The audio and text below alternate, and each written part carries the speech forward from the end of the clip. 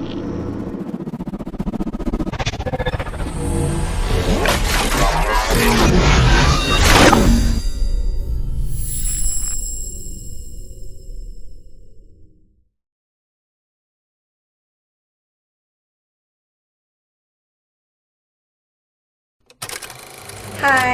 my name is Mira Shazana binti Mat Samingan. Hello everyone, my name is Raja Fazilnya bin Raja Ahmad Khairuddin. Me, Nur Izzati binti Naim. Hi, I am Siti Duraziha binti Johari. Assalamualaikum, my name is Salwa Syairah binti Samzini. My name is Aida Shafika binti Zulkarnain. Our group has chosen Axiata for analysis business strategy. Axiata Group Berhad, or simply Axiata, is a Malaysian investment holding company focused on mobile communication and network transmission services. Axiata owns majority ownership in cellular firms in Malaysia, Indonesia, Sri Lanka, Bangladesh and Cambodia, as well as key position in India and Singapore. The company is one of Asia's largest mobile operators with a subscriber base of more than 2,400 million, which has increased sixfold since 2007. The company was founded on 12 June 1992 and is headquartered in Kuala Lumpur, Malaysia. Axiata is classified into three categories: digital telco, infrastructure and digital businesses. In the digital telco, Celcom Malaysia, for example, offers mobile services, interconnect services, pay television transmission services and other data services. In the infrastructure segment provides telecommunication infrastructure and its services like EDOTCO. Digital businesses such as Boost, Aspirasi, ADA and Axiata Digital. Okay, now we go through the Axiata's Group Berhad vision and mission. Axiata vision is to be one of leading telecommunication groups in Asia and to be the next generation digital champion by 2024. Their objective is to provide a world-class communication using the most advanced technology available. With a strong presence all across the region, Axiata is also committed into improving lives in their operating countries. Next, we will look at how Axiata and one of its subsidiaries, Celcom Malaysia, carry out their business and corporate strategies. First, I will discuss Axiata's business strategy. Axiata's business strategy are based on overall cost leadership. Cost leadership is defined as by having the lowest manufacturing costs in the industry. By entering the telecom markets of various Asian countries, Axiata has focused on economies of scale by increasing its offering and considering overall low costs. Although offering telecom services in this country will be expensive, Axiata's overall expenses have decreased as the number of users has grown. Axiata is concentrating on attracting more consumers while maintaining high level of services. For industry life cycle, Axiata is currently in the maturity stage. It is because Axiata is already a well-established and the industry reaches its saturation point. Axiata collectively attempts to moderate the intensity of industry competition to protect itself and to maintain profitability by adopting strategies to deter the entry of new competitors into the industry. In order to strengthen Axiata compliance maturity, they did implement the group-wide corporate compliance program to build a strong governance in conformance to the trust principle (TRUST) defined in the guidelines on adequate procedures issued by the Prime Minister Department itself. Under corporate level strategy, one of the strategies used by Axiata Group Berhad is strategic alliance. A strategic alliance is an agreement between two companies to undertake a mutually beneficial project while each retains its independence. Axiata has partnered with Telefonica to jointly provide digitalization services to businesses across both companies' operating region. The motive of Axiata signing a strategic partnership agreement with Telefonica, the Spanish multinational telecommunication firm, is to leverage off each other's skill, expertise and market presence in their respective region.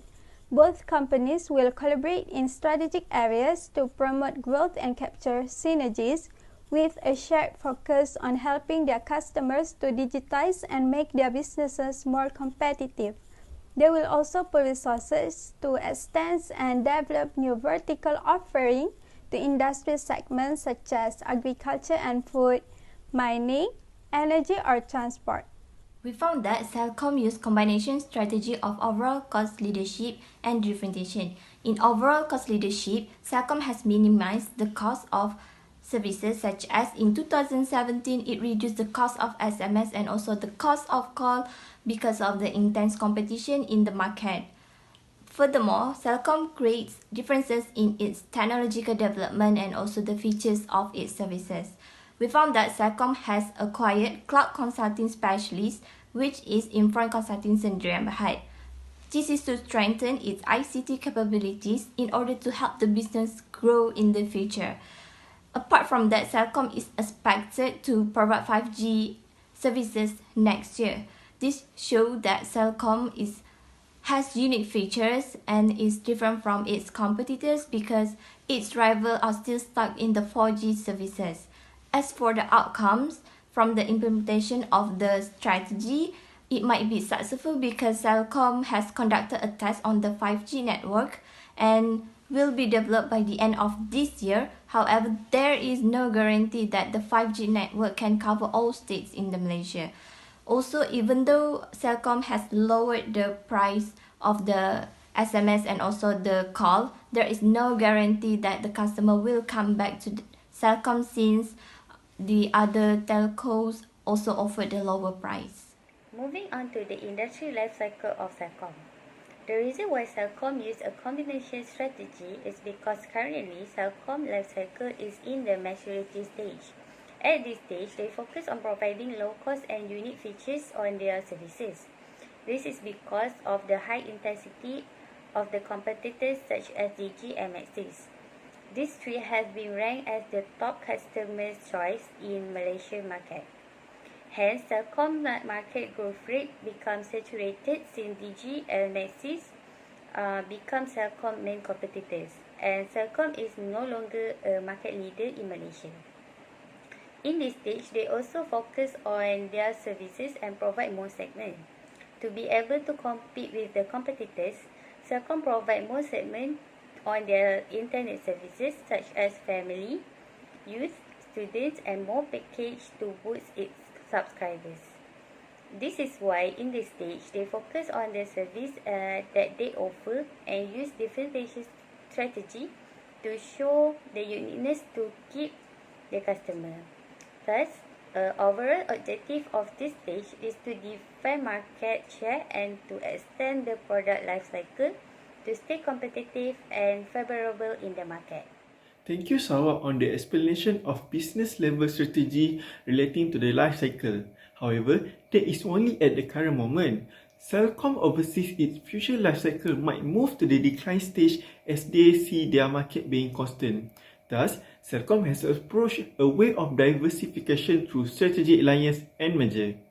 Firstly, strategic alliance by collaboration between Celcom and Alliance Bank. The CEO of Alliance Bank says that the collaboration with Celcom will enable them to help their combined customer base of over 100,000 SMEs manage their business better and expand quickly.